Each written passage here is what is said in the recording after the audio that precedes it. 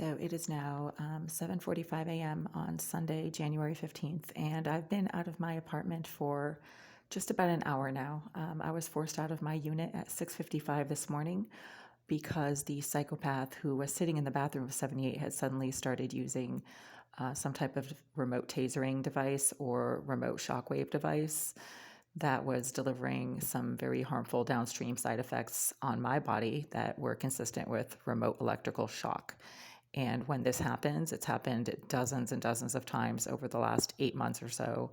I have to leave my unit and the symptoms immediately go away. So this doesn't happen when I'm standing back of the floor or on another floor altogether.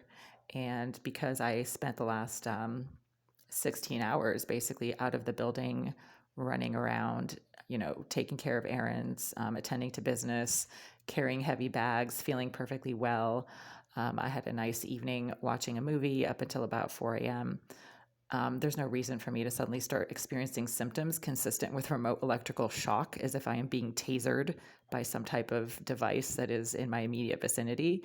And the tip-off is that as soon as I called management at 6:45 a.m. to leave the first of two voicemails for them detailing what was happening and that it was coming from the bathroom of 78, she instantly started burning and smoking and propagating these foul-smelling odors of something being burned or smoked.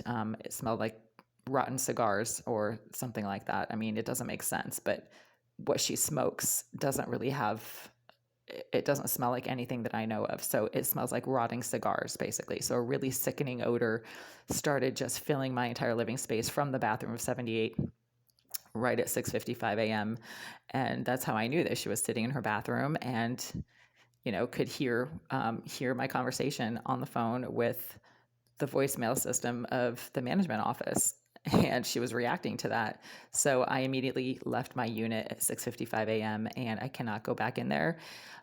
Going back in there continues to deliver the same exact set of symptoms consistent with remote shockwave or remote tasering devices or that kind of technology, electrical fencing, that kind of thing. You get the picture. It's some kind of invisible electrical shock technology, whatever device she's using, I don't know.